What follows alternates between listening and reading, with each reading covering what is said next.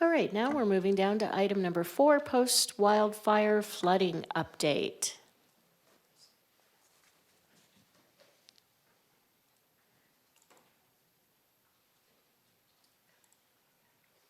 Okay, good afternoon, Mayor and Council. Ed Shank, Stormwater Manager. Here with our April update for the flood mitigation and flood response. We have some of the familiar faces here today. We'll have a number of folks coming up giving updates on various aspects of the mitigation response and capital improvement projects. So quick overview, we'll start with our spruce wash updates. That's that 2019 museum fire area. Then move on to Schultz Creek, so the 2022 pipeline fire. A little update on the snowmelt runoff. And then also we'll be working on the monsoon or summer preparations and then open it up for discussion and questions. So with that, I will turn it over to Eli Reisner with our capital program to discuss some of the spruce wash improvements. Thanks, Ed.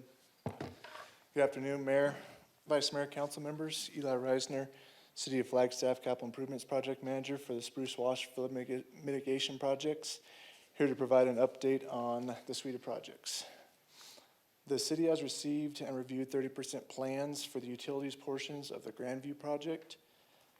Geotechnical services are currently ongoing on the 7 projects and is anticipated to be complete by the end of May. Survey for the suite of projects is nearing completion and is anticipated to be completed by the beginning of May. The project team now consists of Eagle Mountain Construction, who is selected through a qualifications-based selection process out of 5 different construction firms to provide the construction manager at risk design and construction phase services for the Spruce Wash flood mitigation projects. Shepherd Westminster is providing the survey for the 7 project sites. Speedy and Associates is providing the geotechnical services for all sites. J. Fuller, Peak Engineering, Shepherd Westminster Engineering, and Woodson Engineering are providing the design for the suite of the projects.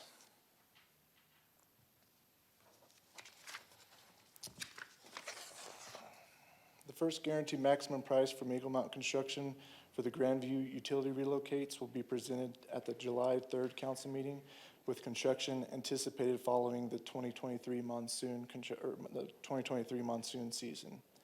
Design for the suite of projects is anticipated to be complete by the end of the calendar year 2023, with GMP number 2 anticipated to be presented for council's consideration in February 2024. This will set up the remaining construction of the suite of projects to occur during 2024 and 2025 calendar years, with construction anticipated to be complete at the end of 2025.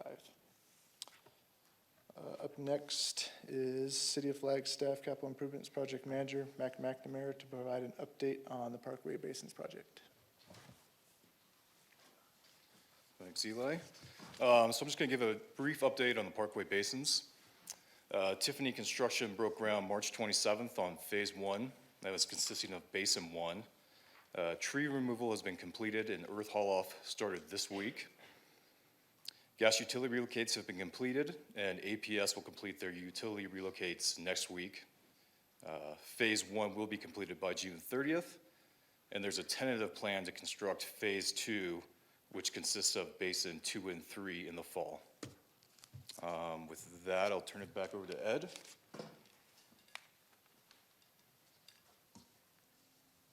Thank you, Mac. So we're going to switch to the other side of town. We're going to talk a little bit about Schultz Creek, so the pipeline area, Coconino Estates, Coyote Springs, etc.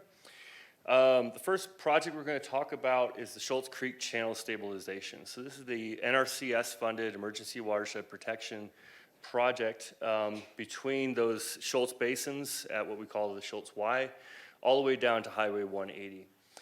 So we are working, NRCS is working on the federal and environmental and cultural clearances right now, moving through that fairly quickly.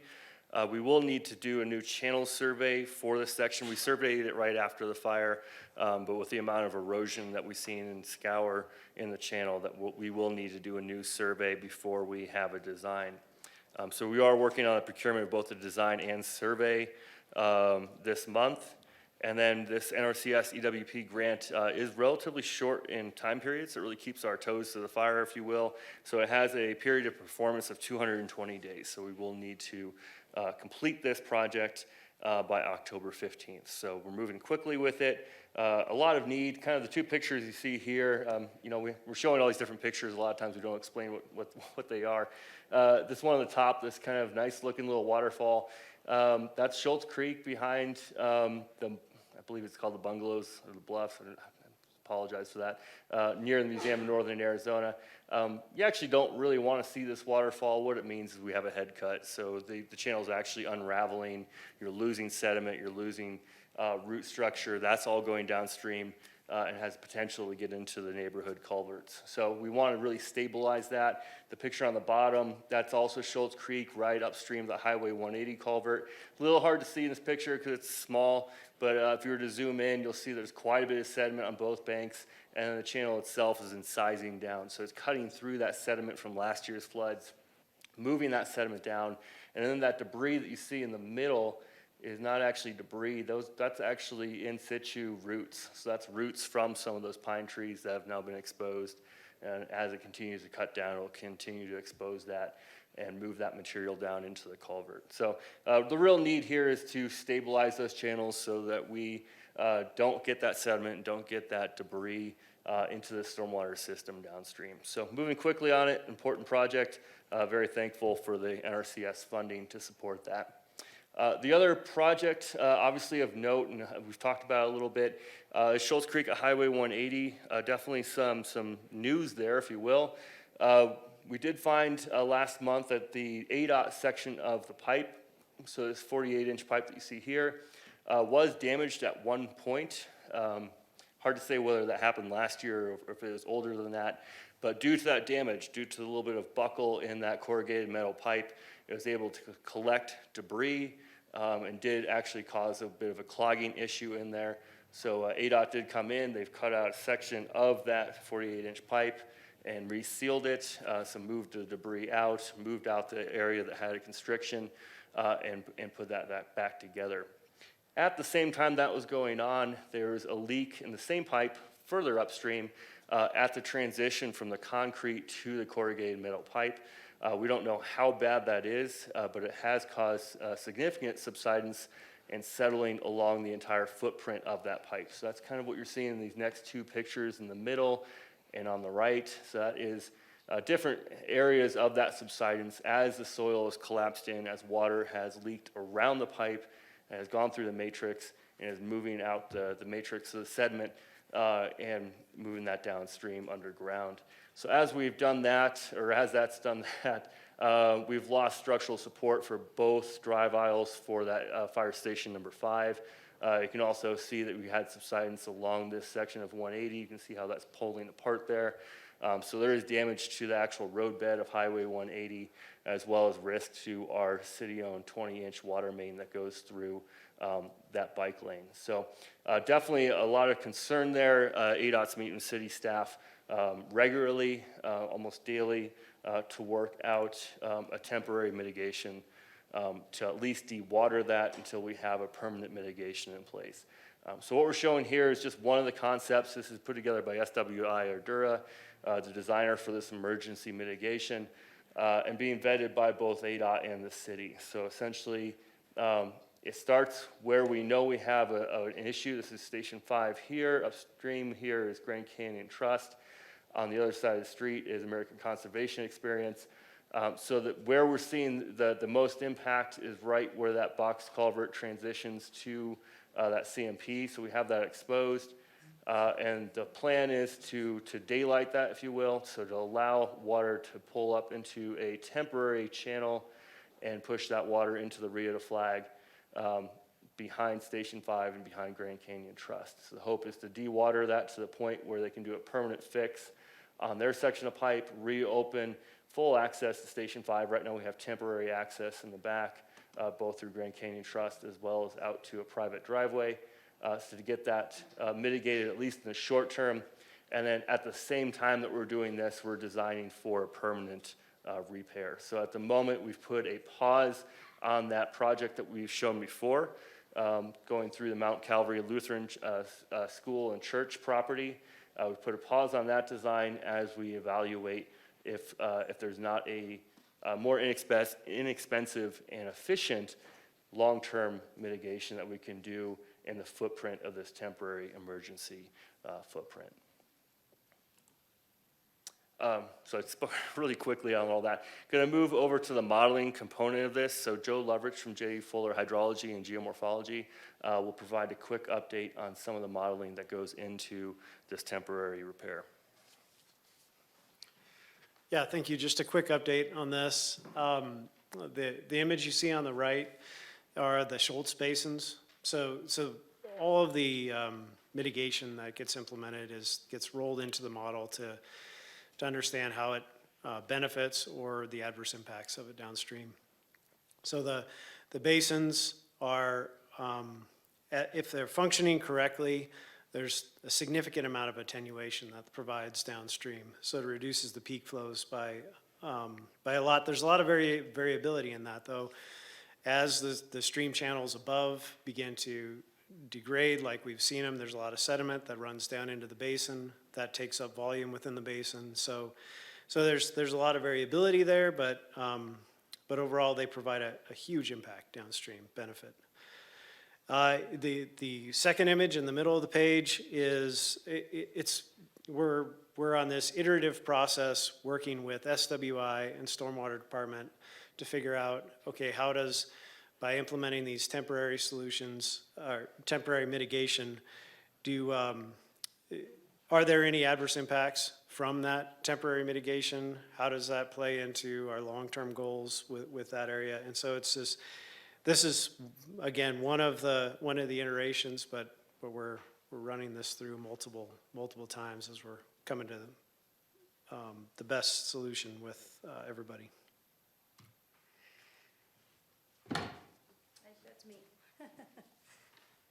Hello again, Mayor and Council. Stacy Breckland-Eggs, Grants, Contracts, Emergency Management Director. So talk a little bit about spring runoff and what we experienced. A lot of you were at the budget retreat for the Capitol when we heard about the levee issue. Daniel and I were able to leave the session and go out to the lower Lake Mary and take a look at that with Water Services. And obviously it was Forest Service property, but that's part of some of the response that emergency management does. We also, Sunday, I was reported out to Eldon Springs Road that the basins were overtopping and the road was flooding. So I was out there Sunday afternoon. Ed talked a lot about what's happening with the basins during that community impact time. That was the week of the 8th through the 14th.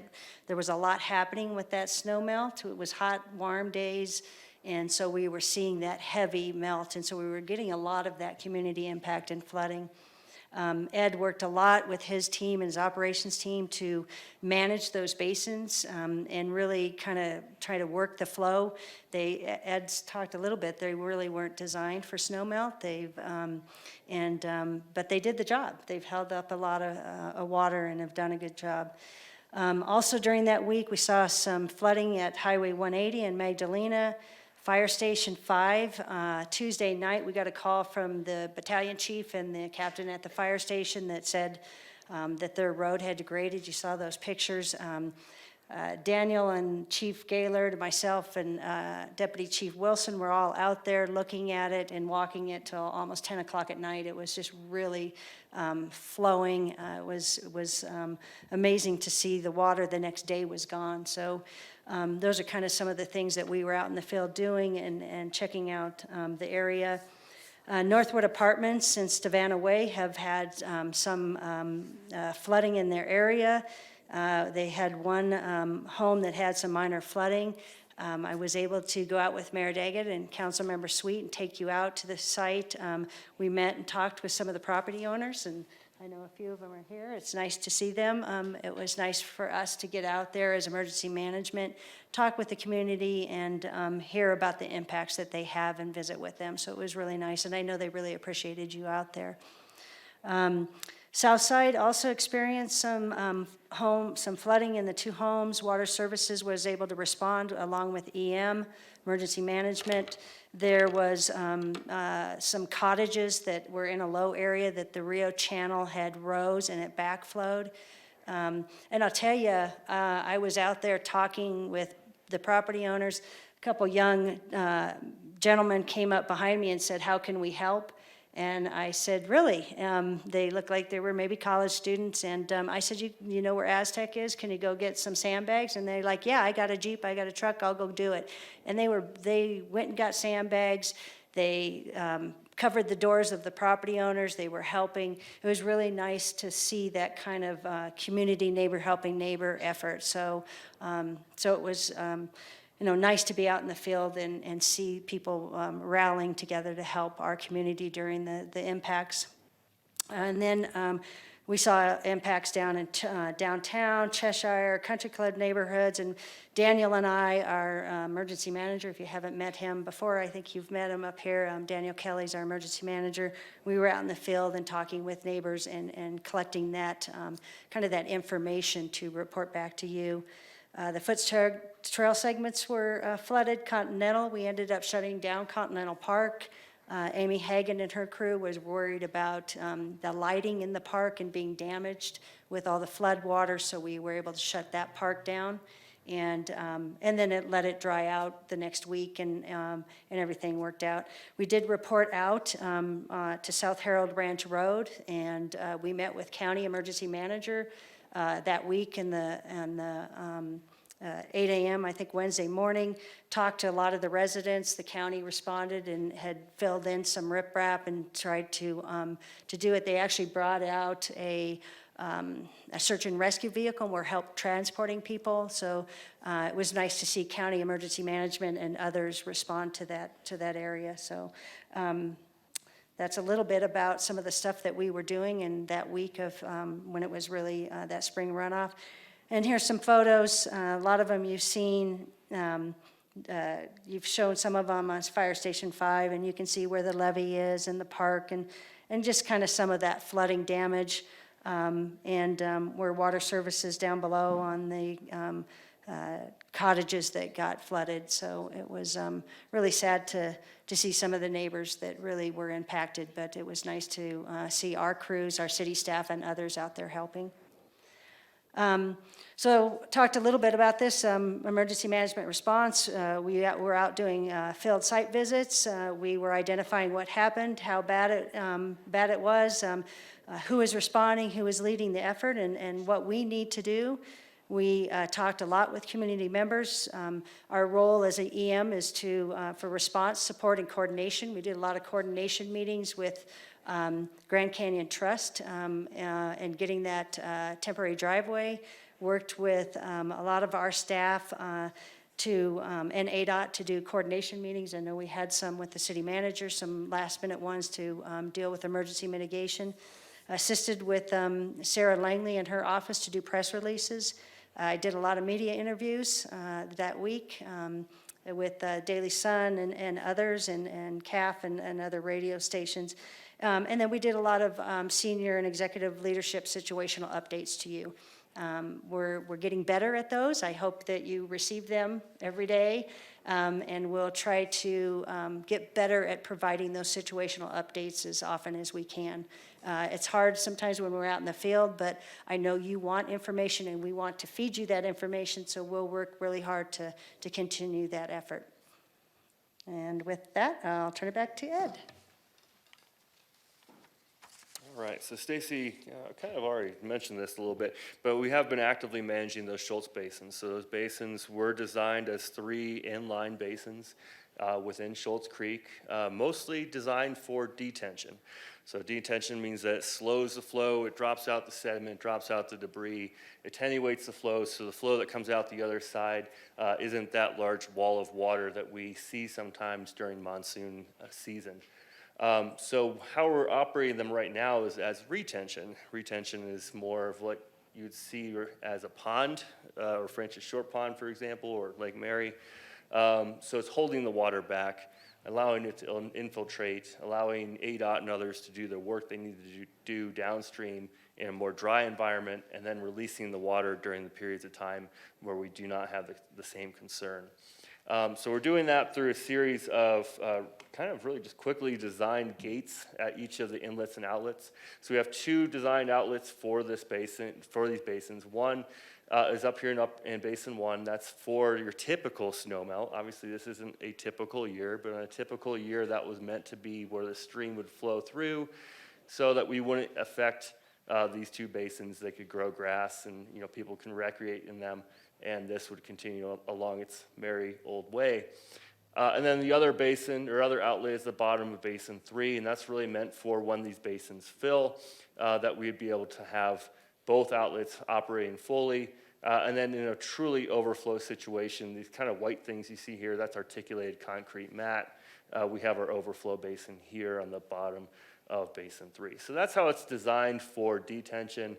And then as we're operating them right now, and not so much now that we've moved through most of the snowpack, but back during the peak flow, we did have these gates operating so that we could fill each of these 3 basins as needed and release water out of each one as needed as well. So we'd have a gate on this inlet and outlet, a gate on this inlet and outlet, so between Basin 1 and 2, between Basin 2 and 3, as well as gates on the 2 outlets back to the creek. So actively working that, it worked pretty good.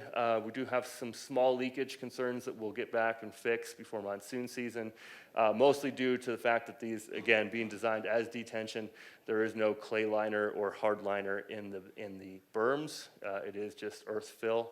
So we will go back and repair where there were some minor leaks, but nothing to be too concerned about, especially now that the snowmelt has mostly passed. With that, we'll move into monsoon preparations. So we're moving out of snowmelt and moving into the summer preparations. We've been doing quite a bit of work on the short-term mitigations as internal meetings. And I'll turn it over to Joe again to give a very quick update on modeling. So with the modeling end of things, we're looking at proposed improvements for long-term or for mitigation, but we need to kind of turn our focus, I guess, for the monsoon. So for Spruce Wash, there's no updates to show you on Spruce Wash from what you saw at the February 2023 meeting and the public meetings that were then. The thing I wanted to focus on was on Schultz Creek.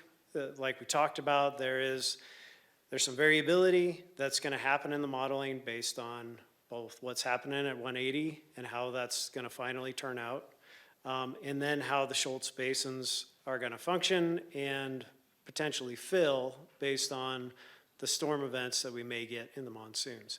So the idea is for the temporary emergency mitigation downstream to be based on the basins not being constructed. So it's a conservative way to approach the emergency mitigation while understanding that they do provide a benefit. It's just we're unsure how much sediment is going to come out of the watershed based on the storms, right? So there's some variability there. So this again, depending on what happens in the next couple weeks with 180, some of this modeling could change a little bit more, and it'll be continually updated.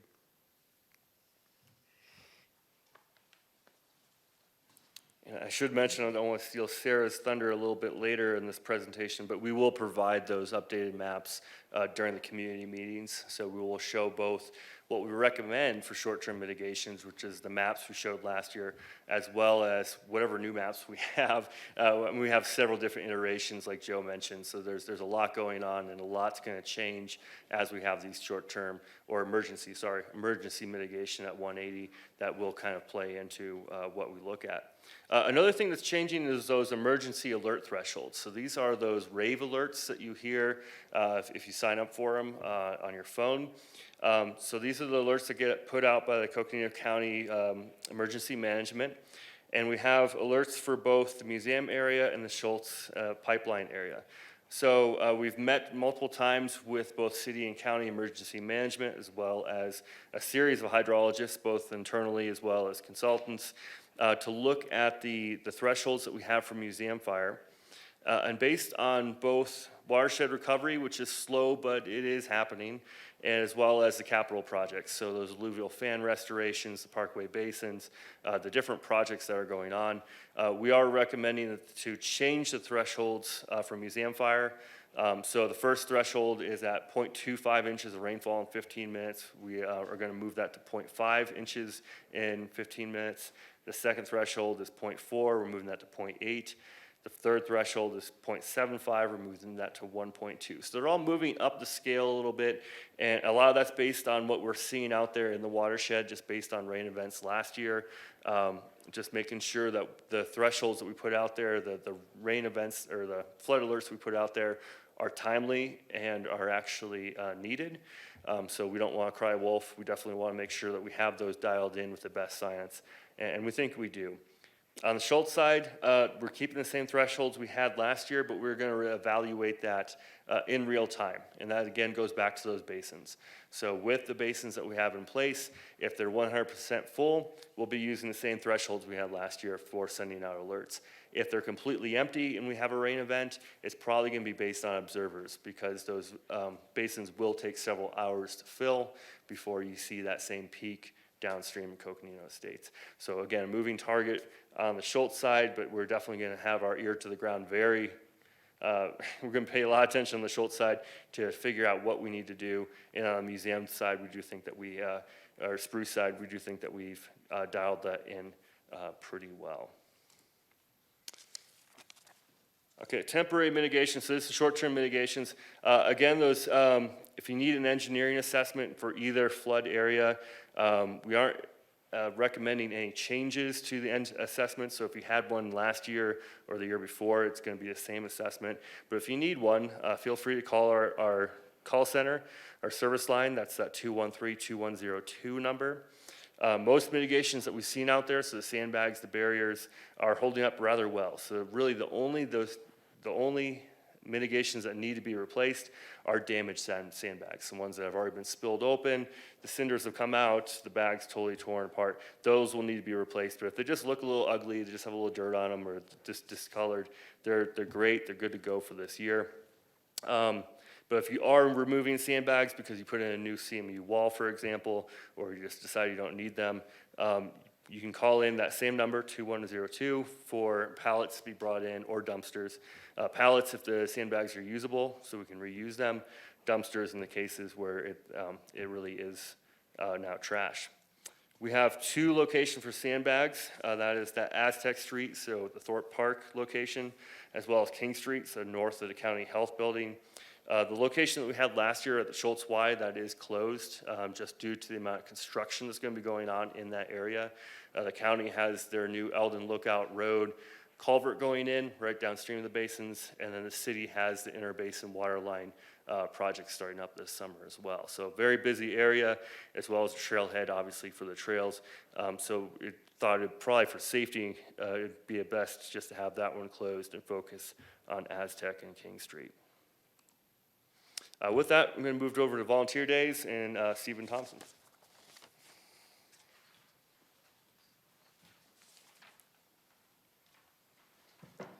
Good afternoon, Mayor, Vice Mayor, and council members.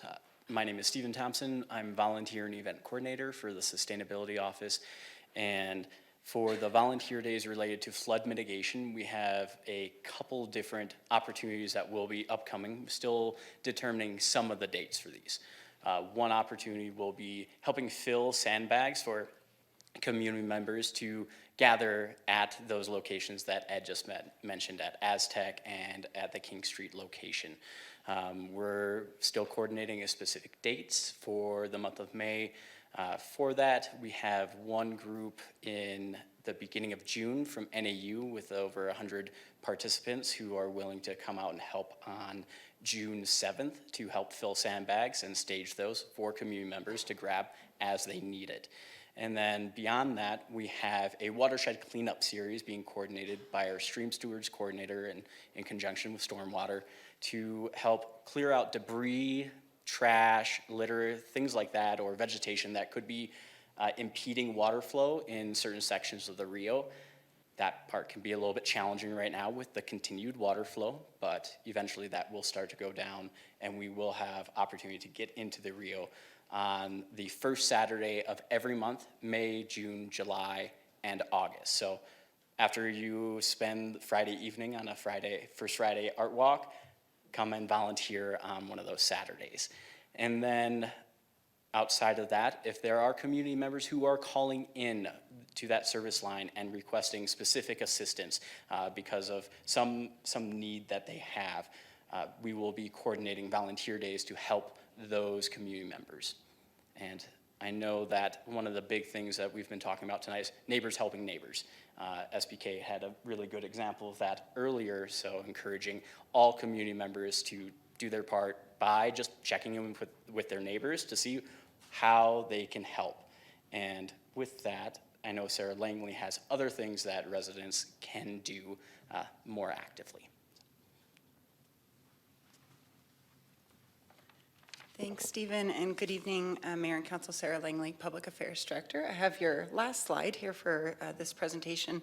So we're working on a variety of communications pieces to let residents know basically what they can do to prepare for monsoon season. We have a variety of residents. We have some who have lived in the area for decades, and we have some who this may be their first monsoon season living in that area. So we want to make sure that, everyone is on the same page with information. So first, we have 2 community meetings scheduled for the beginning of May. We have our Pipeline West Schultz Creek community meeting scheduled for Monday evening. That's 5:30 p.m., and that's right here in Chambers. And then we also have our Museum Spruce Wash meeting the next Monday, so May 15th. That's also at 5:30 p.m. here in Chambers. I believe Sean Johnson has sent you all an invite for those meetings. So check your email and he can get that on your calendar for you as well. So apart from the community meetings, we'll also be using our normal variety of methods to get the word out. News releases, social media, e-newsletters, all that type of thing. And we have really several key messages that we're trying to communicate to residents before monsoon season. The first, first and foremost is to sign up for emergency alerts. That's really the most critical message to ensure that we can protect life and safety throughout the monsoon season. Second, we're asking that impacted residents review the flood risk maps and the emergency threshold alerts. So staff talked about that a bit tonight, but we will dive into that a lot more during the community meetings. We'll have those big maps for the flood maps that people can look at and meet with engineers specifically to talk about their property and what that looks like for them. In terms of refreshing short-term mitigation, again, this was also covered earlier, but our main message here is, you don't need to tear down your whole sandbag wall and rebuild it. It's really only those sandbags that are broken and that are on the outside of your wall that you need to refresh. As was mentioned earlier, the mitigations are in pretty good shape. We did a large refresh in the museum area last year, and the pipeline sandbags are about a year old now, so fairly new, so we're anticipating less refresh activity this year than last year, but regardless, we are ready to help out residents as needed. And then our final message is, of course, we encourage all residents to purchase flood insurance. That is something that needs to be renewed annually, so we're just providing that annual reminder for residents. So that's it for me. You can expect this messaging to go out over the next several weeks to residents and at the community meetings. So Mayor, I'll turn it back to you for any questions and discussion. Thanks. Thanks so much. Councilmember Harris. Yeah, does anyone know where people might be able to find assistance for purchasing flood insurance? And you don't have to answer me right now, I'm just wondering. Can you clarify the question a little bit? So when you say assistance for Well, flood insurance, Assistance to, financially. Or Financially. do we know of any programs where people can apply to help them purchase their flood insurance? I would have to look into it. It's a great question, and I don't know the answer right offhand, so definitely something we can look into. Yeah, because we have a member in our community who had to make the decision between flood insurance and her roof, and so she chose the roof.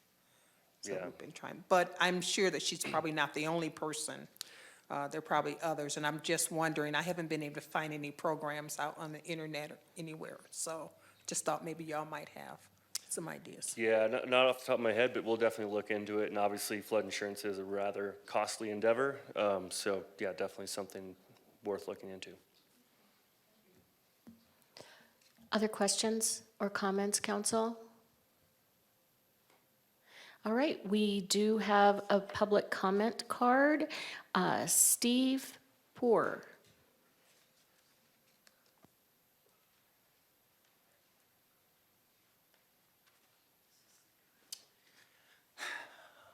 Thank you, Mayor, Vice Mayor, Council. First, I'd like to thank everybody who was involved in getting SWI to get the barricades on from being back ordered to being here. I heard yesterday that my neighbor, who has a 12-foot drainage, they have some barriers from SWI. They're in, so they'll now work with Frank McCormick, who is home. He's got an amazing outlook. He's very positive. For all you don't know, he lost his eyesight in the last month, but he's doing amazingly well. And I'd like to just thank everybody for getting that done, and hopefully that'll be in place shortly.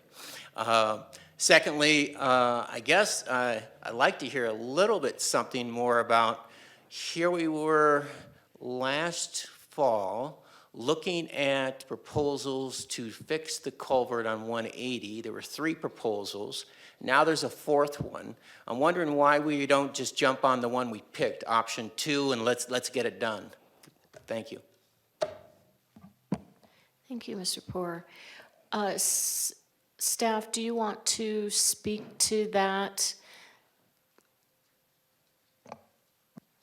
I'll do my best to speak to it. So option 2, or whichever option that was, the one that the long-term option, so it's a concrete box culvert that goes under 180 in a new location, near Mount Calvary Lutheran School and Church, then goes under the entirety of that parcel and drops out at the Rio. So rather clean option. It does require a little bit of a reroute of the Schultz Creek immediately upstream. The reason why we can't do that right now as the emergency measures is one, ADOT is not committed to closing 180 at this time for that emergency repair. So emergency repair is really just to get the water out of that area where the concrete box to the corrugated metal pipe, the 48-inch metal pipe, dewatering that so that we can get the fire station back up and running, and we can get Highway 180 buttress to the point where they can get that lane either repaired or fixed or whatever they need to do. That option, the long-term option up through the church property, that would require putting in an entirely new conveyance under 180, which we need to do in the long term, regardless of wherever we go. But this temporary option would not be touching that. So the existing box culvert under 180 would still be in place during this monsoon season until that we have the design, money, materials, et cetera, to actually have that mitigated. So that's really the big difference. If we had the money right now, we still don't have the materials. So precast or cast in place concrete right now, either one is about 1.5 to 3 months out.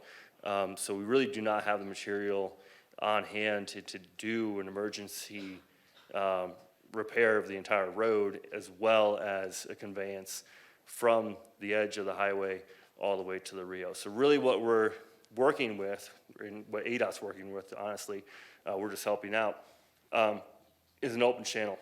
So basically digging a quick ditch, if you will. And this ditch will not be the size that we want it. You know, it's not gonna be the long-term fix, if you will. It's not gonna be the long-term mitigation. This is truly just to get the water that we're seeing that's bubbling out of that damaged portion to the Rio. Will it have a benefit to Stavana Way and Coconino Estates?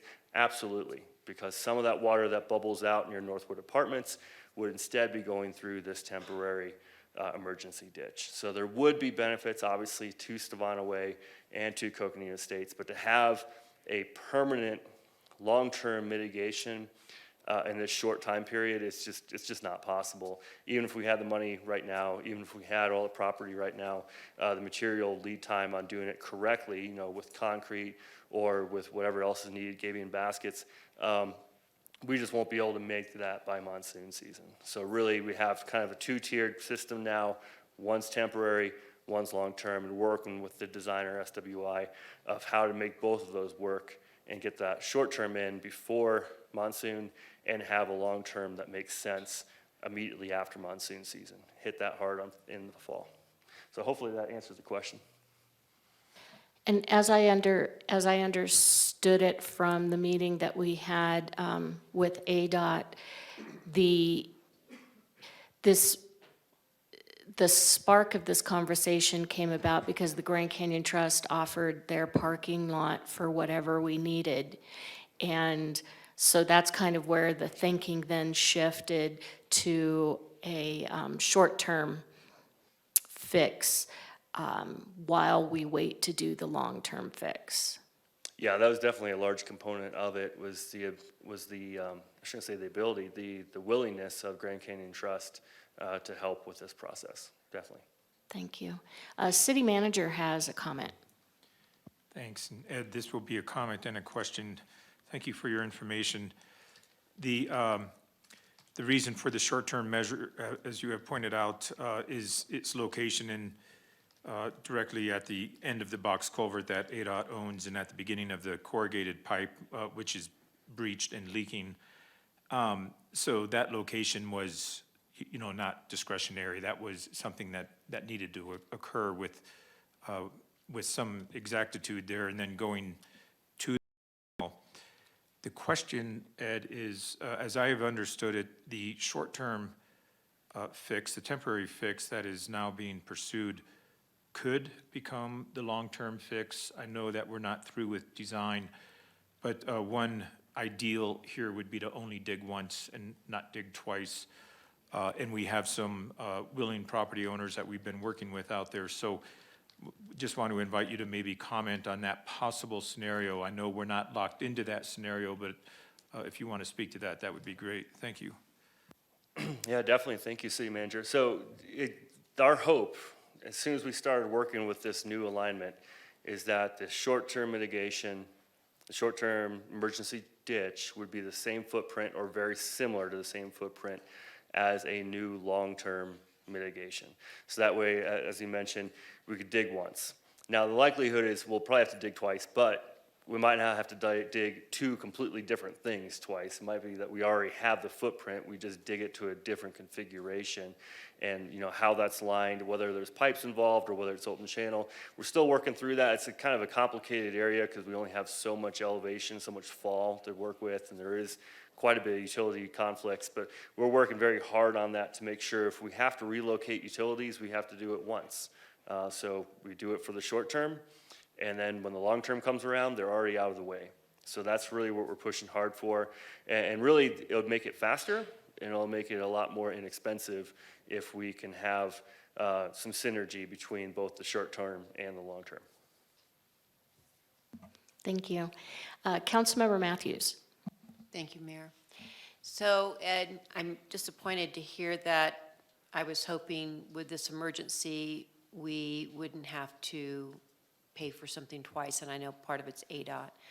But I'm happy to hear that we might be able to use that footprint for the long-term mitigation, but that still goes back to the, under the 180. That is still the same size, and is the long-term mitigation that we have been talking about for the last several months, wasn't it to put in a larger culvert under the 180? Correct. So the long-term mitigation will have to upsize through the ADOT right of way. So that no matter what will have to be upsized. So what we have right now is a single concrete box culvert, and it has capacity, it depends on who you ask. At most, it's 270 CFS if there's free flowing channel on the other side. We don't have that. We have a little bit of a flat area, so we actually lose some efficiency with that existing box culvert. So even if we had a big old ditch on the other side, we can only get so much water through it, and there'd still be a flooding concern for Stevana Way and Coconino Estates, even if we had the Grand Canyon on the other side of this little box culvert. The box culvert, by the way, is much larger than 48-inch, and it's much larger than the city-owned 36-inch, which is further down. That's where we have that bubbler issue. So anything we can do is going to be a benefit over what we had last year.